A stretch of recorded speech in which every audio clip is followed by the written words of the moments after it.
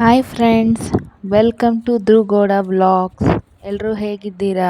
ಎಲ್ಲರೂ ಚೆನ್ನಾಗಿದ್ದೀರಾ ಅಂತ ಭಾವಿಸ್ತೀನಿ. ನಾನು ಕೂಡ ತುಂಬ ಚೆನ್ನಾಗಿದ್ದೀನಿ. ಇವತ್ತು ನಾನು ನನ್ನ ಅಮ್ಮನ ಮನೆಗೆ ಬಂದಿದ್ದೆ. ಅಮ್ಮನ ಮನೆಯಲ್ಲಿ ಹೊಸದಾಗಿ ಗುಜರಾತ್ ಬಾಯ್ಲರ್ ಅಂತ ಹಾಕ್ಸ್ಕೊಂಡಿದ್ದಾರೆ. ನಾವು ಚಿಕ್ಕವರಿರ್ಬೇಕಾದ್ರೆಲ್ಲ ಹಂಡೆ ಒಲೆ ಎಲ್ಲರ ಮನೇಲೂ ಇರ್ತಿತ್ತು. ಈಗ ಗೀಝರು, ಕಾಯಿಲು, ಸೋಲಾರ್ ಎಲ್ಲ ಬಂದು ಹಂಡೆ ಒಲೆ ಅನ್ನೋದೇ ಮಾಯ ಆಗಿಬಿಟ್ಟಿದೆ. ಕೆಲವರು ಗ್ಯಾಸ್ ಗೀಝರ್ ಸಹ ಯೂಸ್ ಮಾಡ್ತಾರೆ. ಅದು ಮಕ್ಳುಗಳಿಗೆಲ್ಲ ಎಫೆಕ್ಟ್ ಆಗುತ್ತೆ.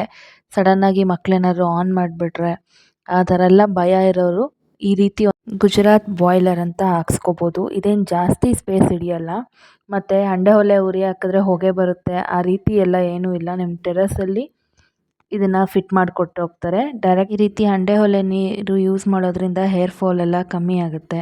ಡೈರೆಕ್ಟಾಗಿ ನಿಮ್ಮ ಸ್ನಾನದ ಮನೆಗೆ ಬಿಸಿನೀರು ಬರೋ ಥರ ಕನೆಕ್ಷನ್ ಇರುತ್ತಲ್ಲ, ಅದಕ್ಕೆ ಕನೆಕ್ಟ್ ಮಾಡಿ ಕೊಡ್ತಾರೆ. ಅವ್ರು ಹಾಕ್ಸಿರೋದು 15,000 ರೂಪಾಯಿ ಅಂತ ಅಂದರು. ತುಂಬ ಚೆನ್ನಾಗಿ ನೀರು ಕಾಯುತ್ತೆ. ಅದು ಟೆಂಪರೇಚರ್ ಕೂಡ ತೋರಿಸ್ತಾ ಇರುತ್ತೆ. ಬನ್ನಿ ಇಲ್ಲಿ ತೋರಿಸ್ತೀನಿ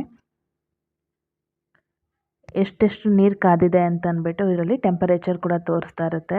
ಮಳೆ ಈಗ ಸೋಲಾರೆಲ್ಲ ಹಾಕ್ಸ್ಕೊಂಡ್ರೆ ಮಳೆ ಬಂದಾಗ ಬಿಸಿನೀರೇ ಬರೋಲ್ಲ. ಗೀಝರು ಕರೆಂಟ್ ಇದ್ದರೆ ಮಾತ್ರ ಬಿಸಿನೀರು ಸಿಗುತ್ತೆ. ಈ ಥರ ಹಾಕ್ಸ್ಕೊಂಡ್ಬಿಟ್ರೆ ಎನಿ ಟೈಮ್ ನಮಗೆ ಬಿಸಿನೀರು ಇದ್ದೇ ಇರುತ್ತೆ. ಇದಕ್ಕೇನು ಜಾಸ್ತಿ ಸೌದೆ ಕೂಡ ಅವಶ್ಯಕತೆ ಇಲ್ಲ.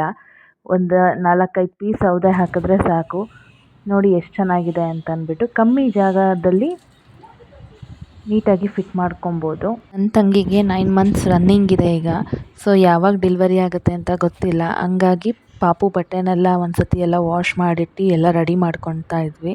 ನನ್ನ ತಂಗಿ ನನಗೆ ಏನಾದರೂ ಸ್ವೀಟ್ ತಿನ್ನಬೇಕು ಅನಿಸ್ತದೆ ಮಾಡಿಕೊಡಮ್ಮ ಅಂತ ಅಮ್ಮನ ಕೇಳ್ತಾ ಇದ್ಲು. ಮಿಲ್ಕ್ ಪೇಡ ಮಾಡಿಕೊಡ್ತೀನಿ ಅಂತ ಅಮ್ಮ ಮಾಡ್ತಾಯಿದ್ದಾರೆ ನೋಡಿ.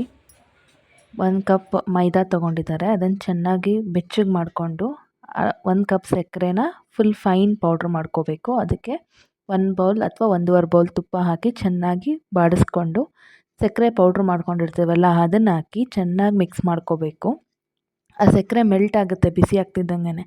ಅದರಲ್ಲೇ ಚೆನ್ನಾಗಿ ಮಿಕ್ಸ್ ಮಾಡ್ಕೋಬೇಕು. ಚೆನ್ನಾಗಿ ಬೈಂಡ್ ಆಗೋವರೆಗೂ ಅದನ್ನು ಮಿಕ್ಸ್ ಮಾಡಿಕೊಂಡು ಅದನ್ನು ಒಂದು ತಟ್ಟೆಗೆ ತುಪ್ಪ ಸವರಿ ಅದಕ್ಕೆ ಸರ್ವ್ ಮಾಡ್ಕೊಬೇಕು.